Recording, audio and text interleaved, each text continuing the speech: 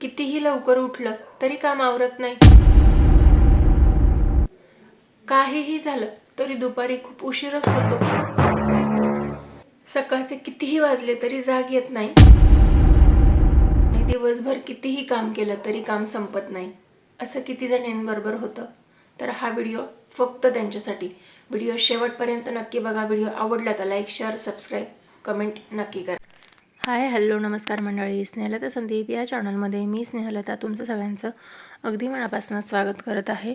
तर माझी सकाळ तर रात्रीच झाली होती, कारण शिवमला सर्दी आलेली होती आणि तिचा घसा खूप खरखर वाजत होता. त्यामुळे मग मी ओवा गरम केला आणि त्याच्या छाती शेकली, पाठ शेकली, डोकं शेकलं आणि त्याच्या नाकाजवळ असं पुरचुंडी बांधून बाजूला ठेवलं, म्हणजे ओव्याचा वास सतत जात राहील आणि त्याची छाती मोकळी होईल, नाक मोकळं होईल म्हणून.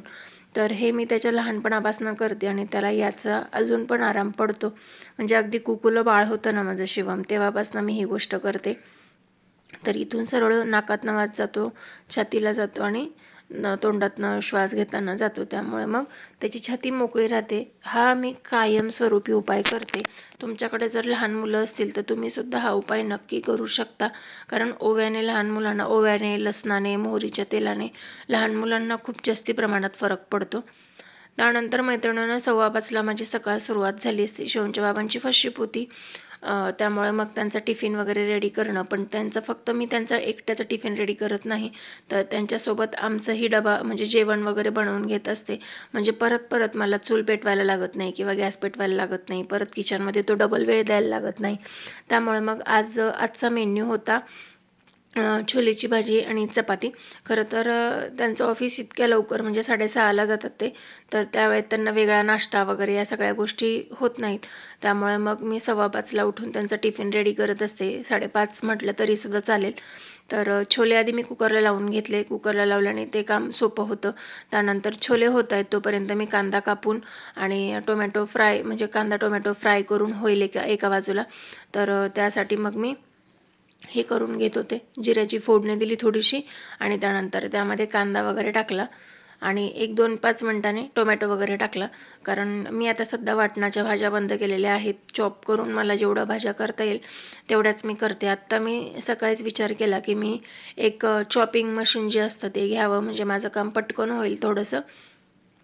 तर बघू शकता. त्यानंतर मग मी एका बाजूला चहा ठेवायची सुद्धा तयारी करून घेते. म्हणजे जर कुकर झाला तर त्या गॅसवरती चहा ठेवता येईल किंवा कढईतला कांदा परतला तर त्या गॅसवरती चहा ठेवून दुसऱ्या गॅसवर चपात्या करता येतील. तर असं माझं झटपट पटपट नियोजन असतं. तुमचं नियोजन कसं असतं हे सुद्धा मला कमेंट करून नक्कीच सांगा. नवऱ्याची फर्स्ट शिप असली की आपल्यालाच सकाळी लवकर उठून सगळ्या गोष्टी करायच्या असतात आणि असं किती जणींसोबत होतं हे सुद्धा नक्की मला सांगा. बऱ्याचदा आपण स्वतःसाठी बनवण्याचा कंटाळा करतो, त्यामुळे याच वेळेत जेवढ्या चपात्या वगैरे बनवता येतील तेवढ्या बनवून घेतल्या तर अगदी इझी पडतं. म्हणजे दिवसभर परत किचनकडे फिरून बघायची गरज नसते. तर कुकर होतोय, चहा चपातीला रेडी आहे, कांदा परततोय, तोपर्यंत मी पीठ भिजवून घेते. म्हणजे भाजीला फोडणी देऊन चहा उकळेस्तोवर आपलं पीठ मुरलेलं असतं चांगलं.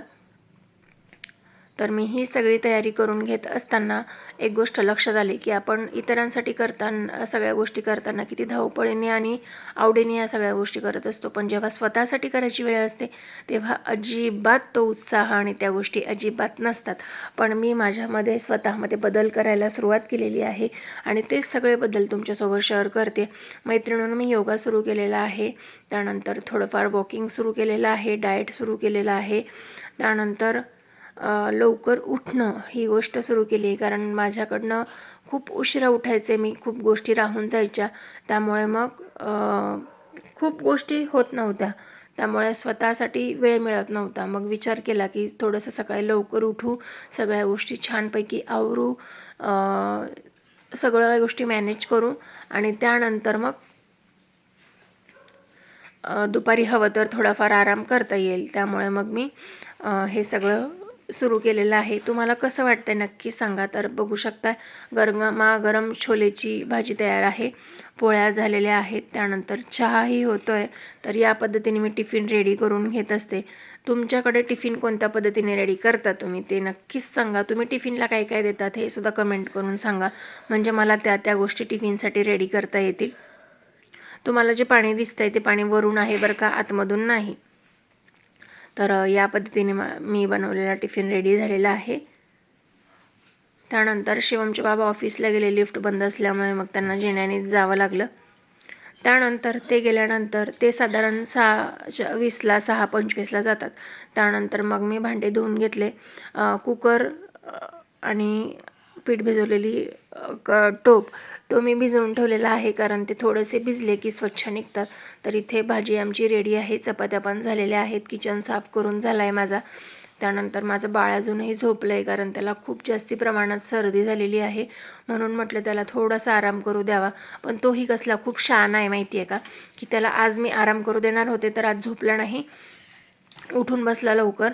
आणि ज्या दिवशी मी म्हणते शिवम बाळा उठ आपल्याला लवकर आवरायचं आहे, तर त्या दिवशी तो झोपून राहतो, असं करतो. त्यानंतर मग मी छान मस्त अशी खिडकी उघडून घेतली. त्यानंतर मग परत ब्लँकेट वगैरे सगळं आवरून घेतलं, कारण काय होतं ह्या सगळ्या गोष्टी आपण एक एक गोष्टी कमी केल्या की पटापट आपली कामंही होतात आणि आवरूनही होतं. त्यामुळे काय होतं आपण थोडा वेळ मोबाईल स्क्रोल करत बसतो आणि ही सगळी कामं आपली राहून जातात.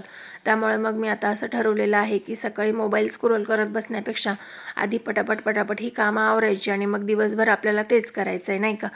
तर बघू शकता या पद्धतीने मी सगळं आधी कपडे वगैरे आवरून घेतले, सगळं छान मस्त नीटनेटकं करून घेतलं.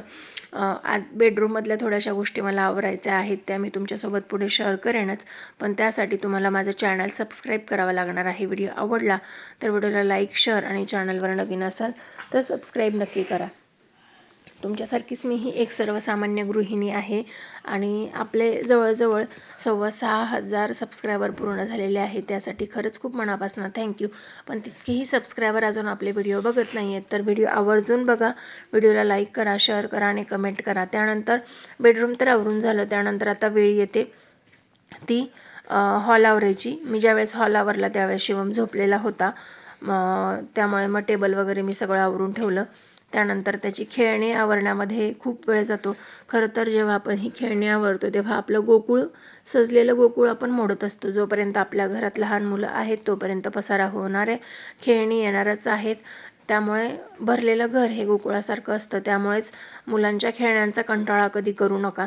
त्यामुळे मी तेवढा पसारा काढते पण आणि आवरते पण परत, कारण त्याला दिवसभर पसारा करायला, गाड्या खेळायला हे खूप आवडतं त्याला. आणि मी त्याला त्यापासून थांबवत नाही, कारण मोठं झाल्यावरती आपल्यासारखं झाल्यावरती काही तो खेळणार नाही आहे. त्यामुळे मग मी त्याला ह्या सगळ्या गोष्टी आत्ता करू देते.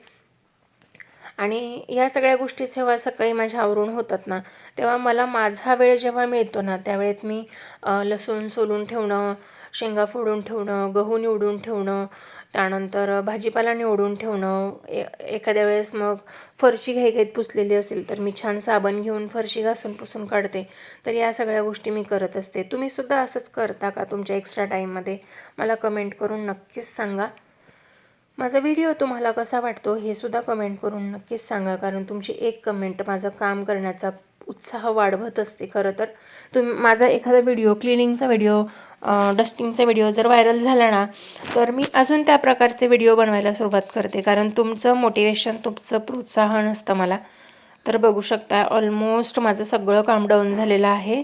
त्यानंतर सगळं आवरून पण झालेलं आहे. आता शिवम छानपैकी अभ्यास करतो आहे, मी त्याचा अभ्यास घेते आणि तुम्हाला थोड्या वेळाने मी भेटते. सकाळी अभ्यास केलेला लक्षात राहतो असं म्हणतात, त्यामुळे मग मी आता शिवमचा सकाळी लवकर उठून अभ्यास घेण्याची सुरुवात केलेली आहे.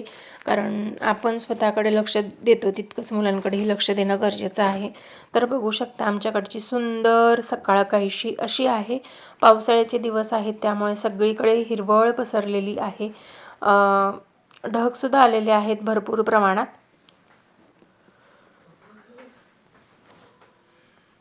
त्यानंतर माझं गुलाबाचं फूल खूप छान झालेलं आहे.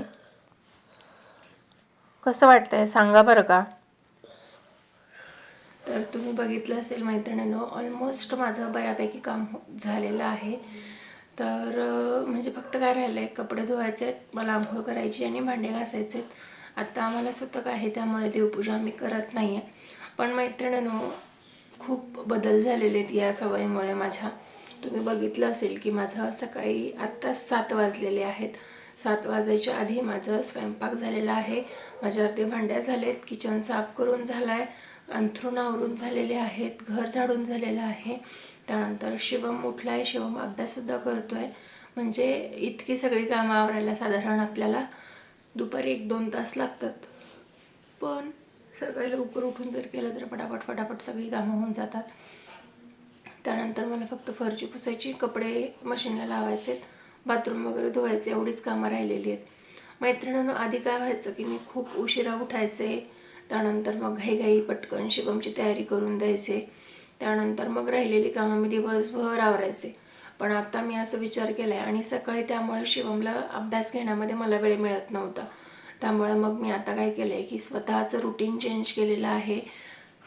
मला स्वतःलाही वेळ मिळतो. म्हणजे जर तो 10:30ला शाळेत जातो तर 10:30ला शाळेत जाण्याआधी जर माझं सगळं काम आवरलेलं असेल तर 10:30 वाजेपासून तर 4:30 वाजेपर्यंत मी माझ्या स्वतःसाठी टाईम देऊ शकते. म्हणजे मी एखादा व्हिडिओ शूट करू शकते, मी लिखाण करू शकते, त्यानंतर मी आराम करू शकते, मी झोप काढू शकते किंवा स्वतःचं स्किन केअर वगैरे काहीतरी करू शकते. तर मैत्रिणींनो, या सगळ्या गोष्टी, त्यानंतर सकाळी उठून व्यायाम केल्यानंतर पूर्ण दिवस फ्रेश जातो किंवा वॉकिंग केल्याने सुद्धा दिवस अगदी छान मस्त सुंदर जातो. तर मी माझ्या या सवयी बदललेल्या आहेत, त्यामुळे माझं हे रुटीन खूप छान झालेलं आहे. तर मैत्रिणींनो, आजचा माझा डेली रुटीनचा व्हिडिओ, मॉर्निंग रुटीनचा व्हिडिओ तुम्हाला कसा वाटला आहे हे मला नक्कीच सांगा. माझा व्हिडिओ तुम्हाला आवडला असेल तर व्हिडिओला लाईक करा, शेअर करा आणि चॅनलवर जर नवीन असाल तर चॅनलला सबस्क्राईब नक्की करा. कारण तुमचं एक सबस्क्राईब माझं काम करण्याचं, माझं मोटिवेशन वाढवतं.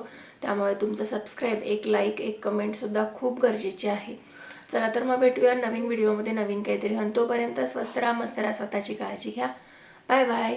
श्री स्वामी समर्थ. जय जय स्वामी समर्थ. श्री स्वामी समर्थ. जय जय स्वामी समर्थ.